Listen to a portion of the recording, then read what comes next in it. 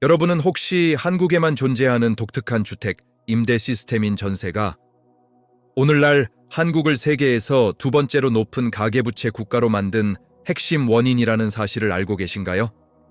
오늘 우리는 1970년대부터 한국 사회의 근간이 되어온 전세 제도가 어떻게 2025년 현재 한국 경제를 위협하는 시한폭탄이 되었는지에 대해 이야기하려고 합니다.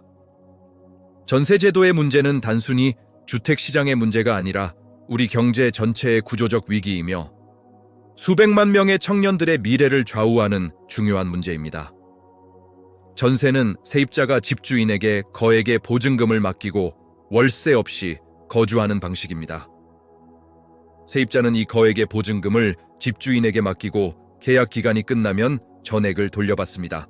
보증금은 집값의 50%에서 80%에 해당하는 큰 금액으로 서울에서는 평균 전세 보증금이 6억 8천만 원에 달하며 이는 약 50만 달러에 해당합니다. 이러한 시스템은 다른 나라에는 존재하지 않는 한국만의 독특한 임대 방식입니다. 전세 제도는 1970년대 한국의 급격한 산업화와 도시화 과정에서 본격적으로 확산되었습니다. 당시 농촌에서 도시로의 대규모 인구 이동이 일어났고 도시의 주택 공급은 턱없이 부족했습니다. 동시에 금리가 높고 경제 성장률이 급증하면서 전세는 집주인과 세입자 모두에게 이상적인 선택이 되었습니다. 집주인은 거액의 보증금을 예금하거나 다른 부동산에 투자하여 높은 수익을 얻을 수 있었고, 세입자는 월세 없이 살 수 있어 경제적 부담이 줄어들었습니다. 1990년대에는 전세가 전체 임대 시장의 약 3분의 1을 차지할 정도로 대중적이었습니다. 많은 한국인들에게 전세는 단순한 주택 임대 방식이 아니라 계층 상승의 사다리였습니다. 청년들은 월세로 시작해 돈을 모아 전세로 옮기고 전세 보증금을 키워가며 더 나은 집으로 이사할 수 있었습니다. 통계에 따르면 전세 세입자의 절반 이상이 결국 집을 구매하는 경로를 밟았지만 월세 세입자들은 그 비율이 10%에도 미치지 못했습니다.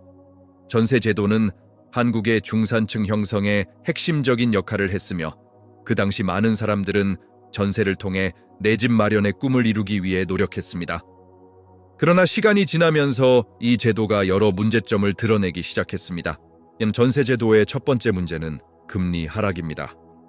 2020년대 들어 한국의 금리는 역사적인 저점에 도달했습니다.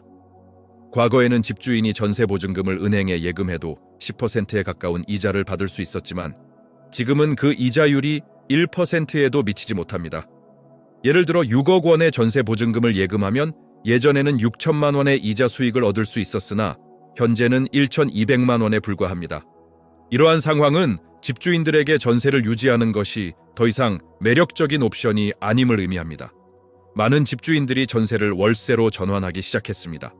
또한 부동산 가격의 변동성도 전세 제도의 문제를 더욱 부각시켰습니다. 전세 제도는 집값이 지속적으로 오를 것이라는 전제하에 작동합니다.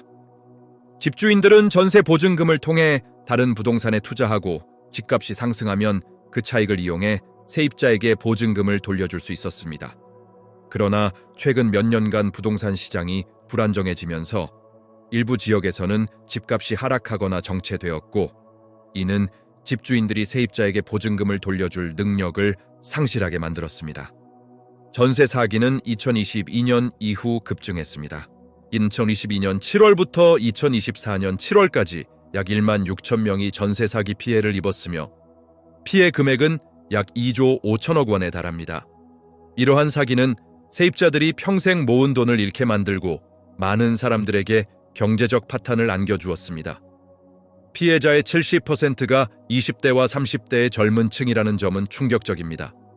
전세 사기의 메커니즘은 교묘하게 설계되어 있으며 악의적인 집주인들은 하나의 집에 여러 명의 세입자를 들이거나 이미 많은 담보 대출이 설정된 집에 전세를 받습니다.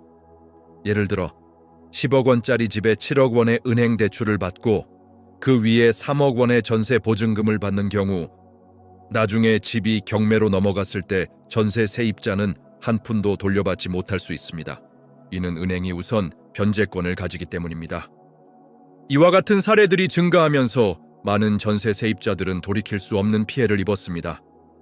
전세 제도가 붕괴되면서 많은 세입자들은 월세를 선택하기 시작했습니다. 서울의 월세 계약 비율은 2025년 1분기 63.6%로 사상 최고치를 기록했고, 이는 전세에서 월세로의 전환이 급격히 이루어지고 있음을 보여줍니다. 월세 가격은 폭등하고 있으며 서울의 평균 월세는 140만 원에 달합니다. 이는 가계소득의 24%를 차지하는 금액으로 월세가 소득의 30%를 넘으면 주거비 부담 위기인 미국의 기준을 초과하는 수준입니다. 한국의 가계부채는 전세 제도와 밀접하게 연결되어 있습니다. 현재 한국에 예치된 전세 보증금의 총액은 약 1,500조 원으로 추정됩니다. 이는 한국 주식시장 시가총액의 75%에 해당하는 금액으로 대부분의 젊은이들이 전세 보증금을 마련하기 위해 대출을 받습니다. 전세 대출은 가계부채를 폭발적으로 증가시키는 주범이 되었으며, 이는 한국을 세계에서 두 번째로 높은 가계부채 국가로 만든 주요 원인 중 하나입니다. 정부는 전세 사기 피해를 줄이기 위해 여러 규제를 도입했지만 이러한 규제들이 역효과를 낳고 있다는 지적도 있습니다. 전세 대출에 대한 규제를 강화하고 실거주 의무를 도입하는 등의 조치가 임대 공급을 줄여 결과적으로 전세 시장의 공급 부족을 초래하고 있습니다.